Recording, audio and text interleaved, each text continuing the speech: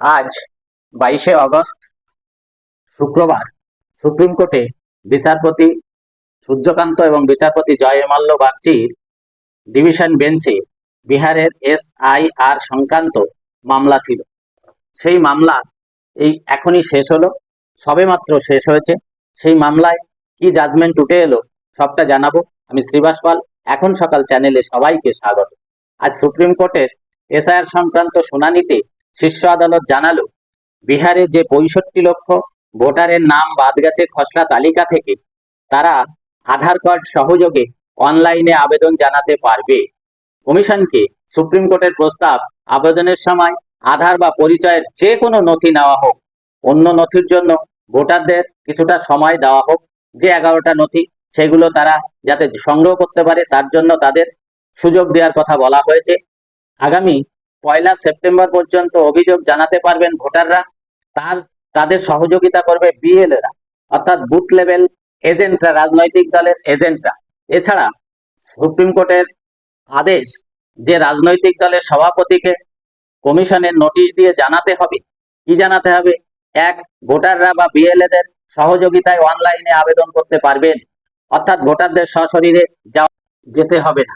2, 1 September পর্যন্ত বাদ পড়া ভোটারদের বিষয়ে অভিযোগ জানাতে পারবে। 3, BLO-দের কাছে সরাসরি ফর্ম জমা দিলে রসিদ দিতে হবে, অর্থাৎ ওই রসিদে আপনি যে ফর্মটা জমা দিলেন তাতে কি কি নথি দিলেন রসিদে থাকবে। তবে রসিদ দেওয়ার মানে ফর্ম গৃহীত হলো এটা কিন্তু ধরা যাবে না, এটা কখনোই ধরা যাবে না। বিচারপতিদ্বয় অর্থাৎ বিচারপতি সূর্যকান্ত এবং জয়মাল্য বাগচি তারা বলেন যে আবেদন জমা দেওয়ার ক্ষেত্রে আধার পরিচয়ের পত্র হিসাবে জমা দিতে পারবে এবং আধার একটি নথি হিসাবে জমা নেওয়া হোক। তার মানে বুঝতে পারছেন, এই যে সিদ্ধান্তগুলো এগুলো অবশ্যই আমাদের পশ্চিমবঙ্গে SIR এর জন্য প্রযোজ্য হবে। কারণ কোর্ট একবার যা নির্দেশ দেয় সেই নির্দেশটা কিন্তু সমস্ত রাজ্যের জন্য হয়ে যাবে। কারণ ওই বিহারের জন্য দিল আর আজ এখানে আর দিল না, তা তো হবে না, হবে।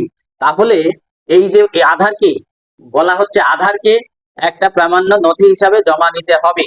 সুপ্রিম কোর্ট আরো বলছে যে ওই 11টি নথির একটি অথবা আধার কার্ড সহযোগে জমা দেওয়ার জন্য সহযোগিতা করবে BLA-রা, বুথ লেভেল এজেন্টরা, অর্থাৎ রাজনৈতিক দলের কর্মীরা।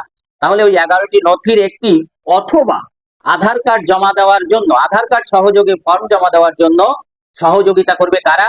BLA-রা, অর্থাৎ বুথ লেভেল এজেন্টরা। তাহলে বুঝতে পারছেন, আমাদের পশ্চিমবঙ্গে যখন SIR হবে তখন এই যে আরো কিছু এরপরে সিদ্ধান্ত হবে না বা কোর্ট অর্ডার দেবে না, কে বলতে পারে? কোর্ট আরো প্রমিনেন্ট অর্ডার দিতে পারে। কোর্ট আরো বলেছে কি কি নথি জমা দেওয়া হচ্ছে তার উপরে কমিশনকে কিন্তু নজর রাখতে হবে। নজর রেখে কি করবে?